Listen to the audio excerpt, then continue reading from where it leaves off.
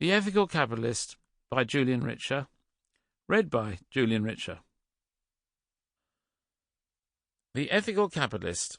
How to make business work better for society. And I'm the author, Julian Richer. I'd like to dedicate the book to my wife, Rosie. Preliminary note. I'm very aware that anyone who writes a book with the word ethical in the title is asking for trouble. So let me admit at the outset that I am deeply flawed. I'm also aware that it must seem contradictory for me to be critical of many aspects of capitalism when I myself have done so well out of it. But I do believe there are better ways of doing things, and I hope my own shortcomings don't get in the way of letting me put across views that I strongly hold. Preface. With more than 40 enjoyable and challenging years in business under my belt, I'm proud to call myself an entrepreneur. But as I look around, I'm increasingly angered by what I see elsewhere. Disreputable people, mostly men, running their companies in a way that involves taking as much as they can from society and then sneaking their profits out of the country. No doubt they think they're clever. I like to think that while they are abhorrent, they're also in a minority. Nevertheless, they grab the headlines and give other entrepreneurs and traders a bad name.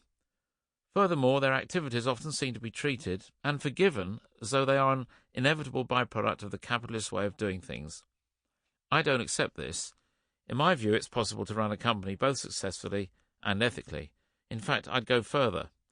My own experiences in the business world suggest that an ethical approach, far from being a potential barrier to profits, is actually the secret to success. My retail chain, Richer Sounds, has survived and thrived for more than 40 years, through 3 recessions and the onslaught of internet selling. We may not be a huge global company, but we know what it means to fight for every pound in a highly competitive marketplace that has gone through immense technological change. In the early 1980s, when we sold the hi-fi separates we were so passionate about, we could not have imagined the way people acquire and listen to music these days, nor the size of TV screens now. The success and resilience of Richer Sounds has only been possible, I believe, because we try to act in an ethical way. So what do I mean by ethical? I mean treating staff, customers and suppliers honestly, openly and respectfully. I mean taking responsibility for our actions, owning up when things go wrong and setting out to put them right. I mean seeing ourselves as an integral part of society and paying our dues and taxes accordingly. By following this approach, I believe we create a virtuous circle for ourselves.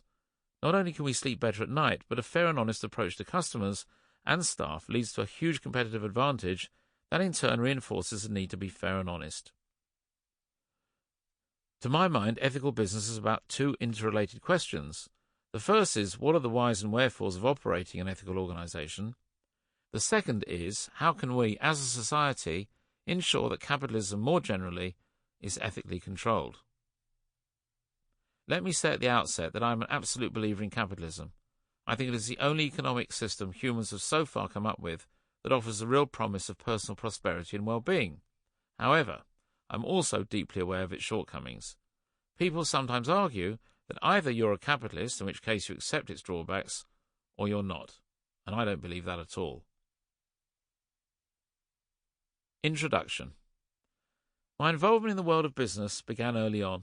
When I was 14, I bought a Bang & Olufsen turntable for £10, cleaned it up and promptly sold it for £22.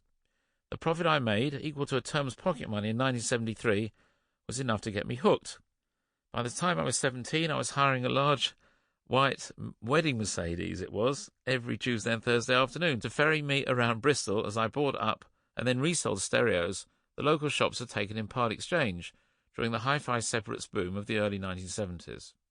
From there it was only a short step to getting a hi-fi shop of my own just 2 years later when I was 19 in tiny premises at London Bridge.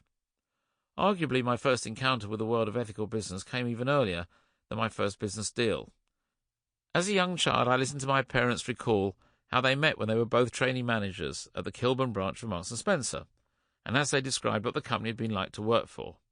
In those days, they explained, Marks & Spencer was a very paternalistic organisation.